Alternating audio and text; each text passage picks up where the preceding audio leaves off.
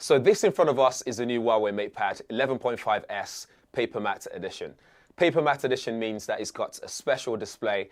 This display has this anti-glare finish, which is good for your eyes. And also, it gives you a paper-like feeling when you start to write on this using that third generation M Pencil. The M Pencil supports 10,000 plus pressure sensitivity levels. And also, it's just so accurate because it uses NearLink connectivity. So that way, there's no latency at all. So if you get that as a bundle, you are in for a treat. The handwriting that you can see on the screen right now is actually mine using that M Pencil, which just works a treat when you start to draw, write, make notes, and all that kind of stuff. Elsewhere, if you get the bundle as well, you also get this keyboard, which looks absolutely fantastic. This uses NearLink connectivity as well, so that way you can actually detach the back and the keyboard itself, and with that, you can fully have your keyboard slightly away from the tablet itself, and you can type away and you're good to go.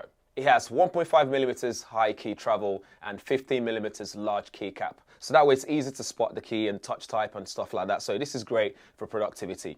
This then brings me to a point as well as to who this is for. This is great for students who wants to take something that they can use to learn on the go, make notes, create ideas, for ideation. So again, good for content creators alike, great for office work and all that kind of stuff. In terms of color options, you have violet, you have space gray, and also silver frost option. As the name suggests, this is 11.5 inches, and the screen is just fantastic. It's really bright. You're talking around 500 nits peak brightness. It's 100% DCI-P3, and it weighs just 510 grams, and it's about 6.2 millimeters thick. So it's nice and slim, nice and thin profile.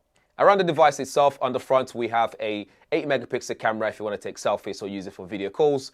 On the left side, we have a power button with your speaker grill. On the right side, you've got more speaker grill and a USB-C port. And up top, you get your volume rocker, you get some microphone there as well. And you can also place your M Pencil right up top there when you're not using it. You can just dock it there. There you go. You hear the sound. It starts to charge it at the same time. And on the bottom, you will see the pin there for connector that connects to the keyboard.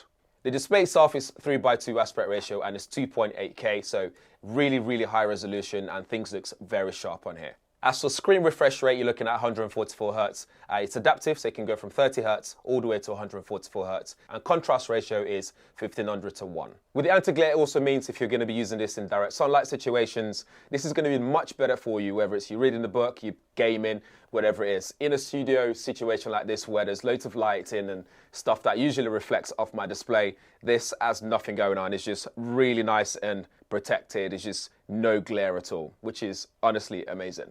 For the drawing experience, obviously I'm no artist at all, but I do have a friend who's actually an artist and she can draw some really cool stuff. So I'll put it on the screen right now so you guys can see her using it in action.